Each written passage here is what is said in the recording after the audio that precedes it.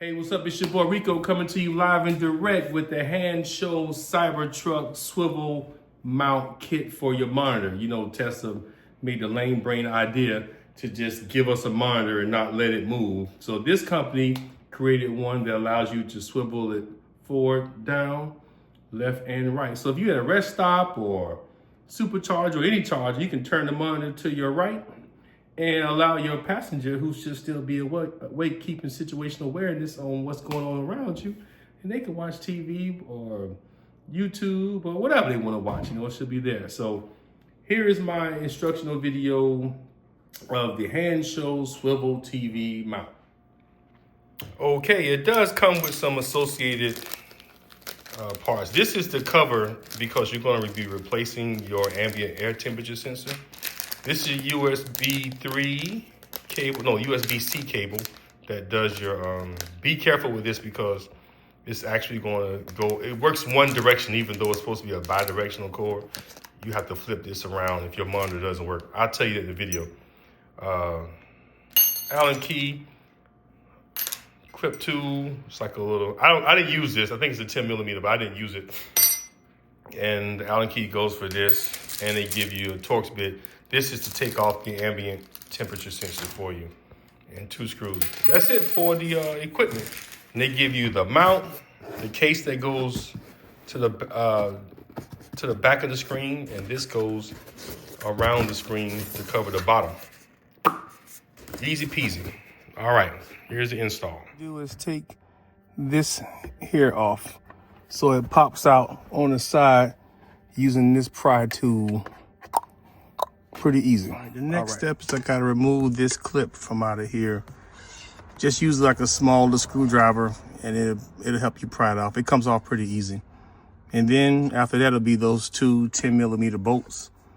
And I'll come back with more steps. Okay, when you first pull this monitor, it just slides. It slides right out from here, right? And then you can turn the monitor upside down. You slide this piece forward, and then the cable just slides out. There's another video out there with the guy trying to get it out while the monitor is in place. I don't recommend that. There's just enough room to slide the monitor back towards you, turn it upside down, and it slides out of this connector right there. All right, let me get to the All right, so the next step is to remove this. So you can see it right here, right? It has these little pieces that just slide out from these here and here. But this little tab right here, man, this thing is the devil in disguise. You have to get that small little tab in the middle out. So what I used was, let me see if I can keep it in the focus. I use this little 90-degree little pick tool, and you have to get it up under that tab, and then this will slide forward. Once you pick it up, it'll slide forward. So it's designed to just come inside here, inside this spot. It's designed to come in there and clip in. So that's it for that, get that off. The rest is kind of straightforward, so I'll keep it going to the next. All right, so the next part you have to do is take this off. I broke mine off. It is what it is, but it's not really required. All it does is allow you to use, so this piece kind of comes on it, but it comes apart. You're supposed to pull these tabs up, but I'm old school cardio, so I don't mind breaking shit like this. Sorry, breaking stuff like this. And yeah, it just comes off, and then this slides off because the cable that they give you is this one. So it has to go in here. So yeah, we'll see what happens. And it goes in here. This goes into the other side of the monitor, and you should be straight. All right, now you see the cable slid all the way on. This is the other half. All right, we'll go to real quick. They don't have this cable marked, but it goes on a certain way. So if you look at this connector easily, see how it's kind of flat here and bezeled here? Like how it came apart from my car, this bezel part was at the top of the cable that's coming OEM. I had it this way, and it was stiffer to put it in this way than this way. So I went the path of least resistance, and it didn't work. But when you plug this into your car, it doesn't really matter which direction it goes to. But if you plug it in and it doesn't come on in like 3 seconds, just flip everything around and then that'll be that. All right, you go ahead and you put this in here. It kind of stops. You can see there's a little gap right there, but you just kind of work it in there. Excuse me. And then this piece they gave you, you put over here, and then you put the 2 original bolts back in the bottom that you have. As you can see, it's cut nice to form. And now, yeah, we'll put these bolts in. Don't forget, just leave this hanging because you don't want to mess around and get all this back together. You plug the monitor in, then you're doing it in reverse. So just once you get this on and you test your monitor and see that it works, then you should be good to go. Okay, here we go with the original bolt snug back in. Good to go. All right, the next step is to take the ambient temperature sensor off the original cover. And you'll be able to see, like if you get these pieces jumbled up, you'll see that the color of the new stuff is a little bit different shade of black from what Tesla has. So be careful with this sensor though, because they just, you know, it's something new. We don't know what we're doing with these cars. We're just figuring it out. But as you can see, the holes line up. So I'm going to use those Torx bolts or screws to put back in here and then be on to the next step. All right, now you have to put the ambient.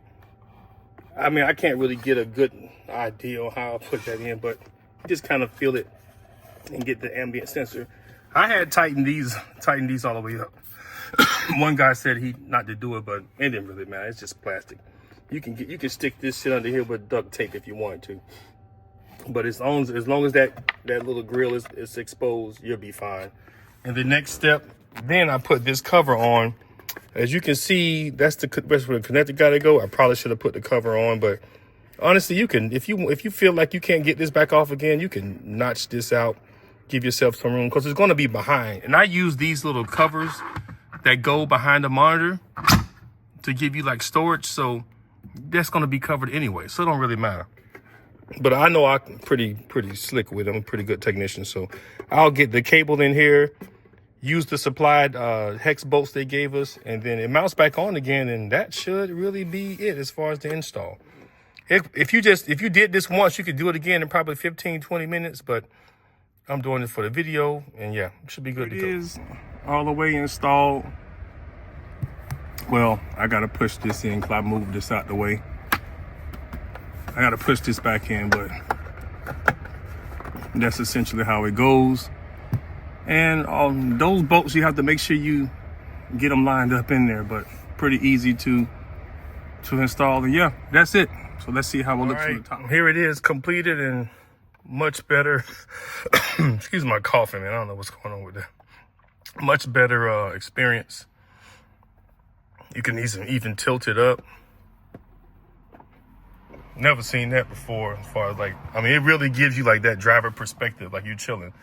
The only thing, like everyone else says in the video, I wish this was up higher.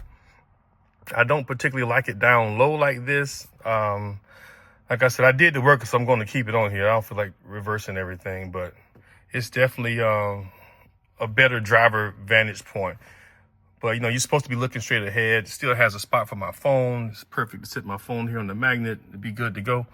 And yeah, I like it because it makes me feel like I'm in like a fighter jet cockpit, I'm sorry. But I can't use my trays. I normally keep my shades in that tray right there. So I have to put my shades on something else, but it's fine. I mean, I have tons of storage space here, lip balm, my weight for, you know, Tesla driving, mints. So I added this thing too, not from this company, but I added it. But yeah, it's good to go. So I have enough storage space. I could sit my shades probably right here or even in the front. But I'll move some stuff to the door. But yeah, here it is. It's a great product if you want that driver vantage point for your monitor or even the passenger. You know, they can turn it over there and they can see something too. Say if I'm sleeping and the passenger wants to watch something on the screen, they can, you know, rest areas and things like that. So this is it. Thanks for watching my video. You know, from a brother's perspective, you know, I use a little lingo here and there, but yeah. So now I got to finish another mod that I did from a different supplier, but yeah, I'm always doing something. All right, so that was my instructional video for the HANSSHOW EV mount for the 2024-25 Cybertruck. I like it. You know, it's pretty cool. Some people, you know, have their, you know, knocks with it, with it sitting about an inch and a half lower than it is when it's at the standard OEM height. But you can change it. You can swivel up to kind of get it out of your way so it won't hit you. I'm 6'2", so, you know, it will get in your way if you turn in the wrong direction. But I've been using it now, you know, for a little while, so I got used to it today. So it's pretty good to go. You'll like it. You know, my discount code is in the description. Make sure you buy one. Help us out. You know, help the parts department grow with these aftermarket parts by HANSSHOW. It's a great website. They get you your stuff fast. I even have quite a few products from them. So check out my other videos. You'll see it on there. So hope you enjoyed the install video. If you got any questions or comments, see me in the comments, and leave a comment and I will respond. And that's it. Thank you very much.